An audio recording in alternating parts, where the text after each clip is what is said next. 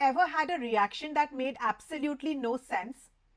Maybe due to a delayed text message, a small disagreement, someone changing their tone with you, and suddenly your entire mood changes.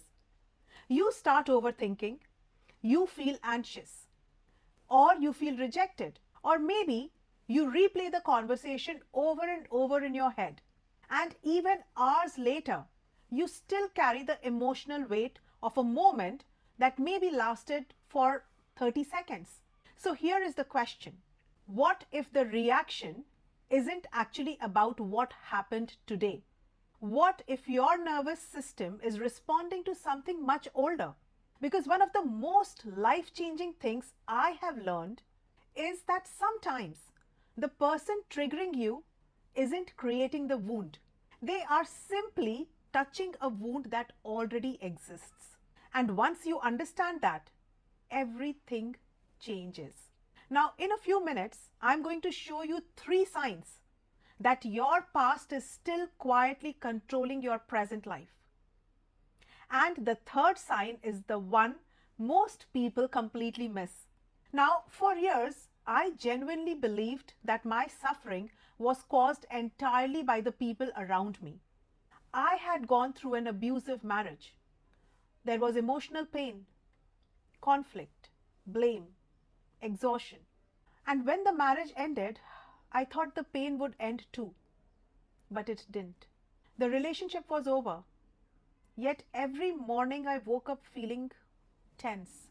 My body felt like it was preparing for danger before the day had even started. I remember sitting alone one evening after my divorce. The house was completely quiet. Nobody was arguing. Nobody was criticizing me. In fact, nothing bad was happening. Yet my mind felt like it was waiting for the next emotional attack.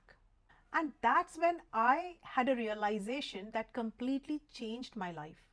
The chaos around me had definitely ended, but the chaos inside me, that was still active. And I think this is exactly where so many people are today. Their life has changed, but their nervous system hasn't caught up. Think about this. Have you ever noticed that some people say, I have moved on, but they are still getting triggered by the same things 5 years later? You know what? That happens because moving on mentally and moving on neurologically are not the same thing. And that distinction changed everything for me. So I'm going to help you make this practical. Now, here are 3 signs that your past may still be controlling your present. Sign number 1: you react bigger than the situation.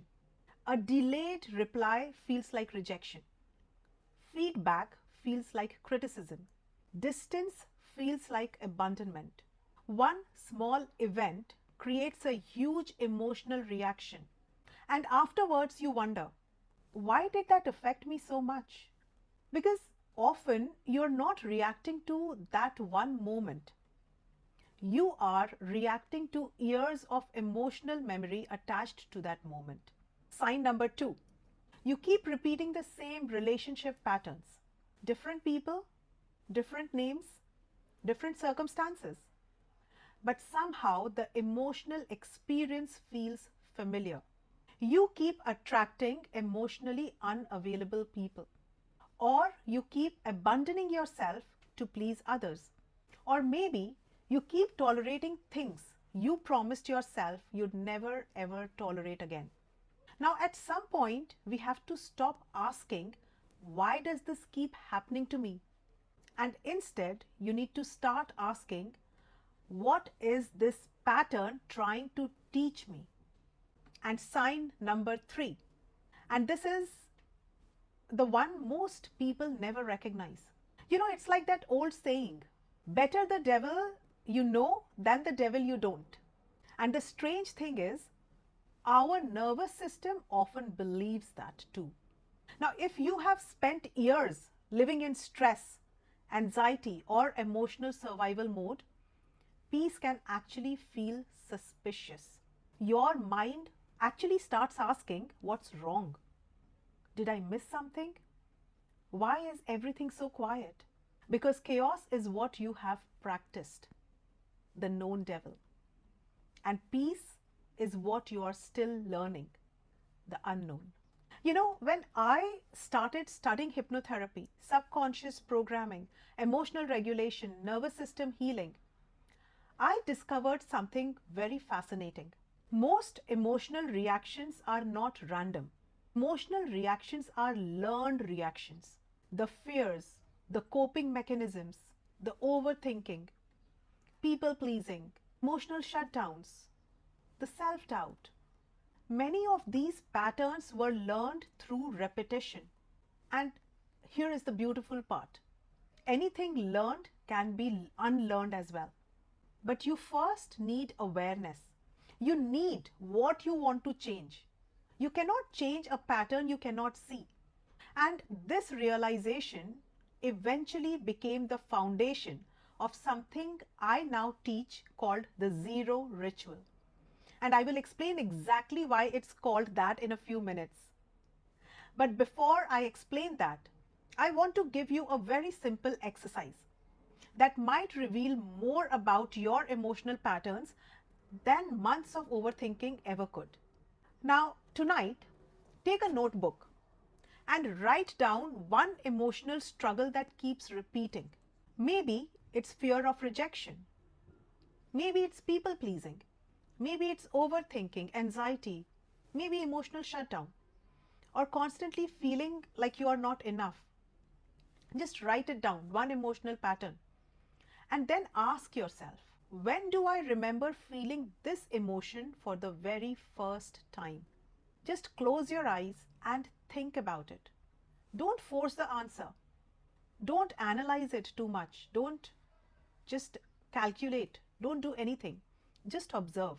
Because awareness begins to weaken the patterns that have been operating unconsciously for years.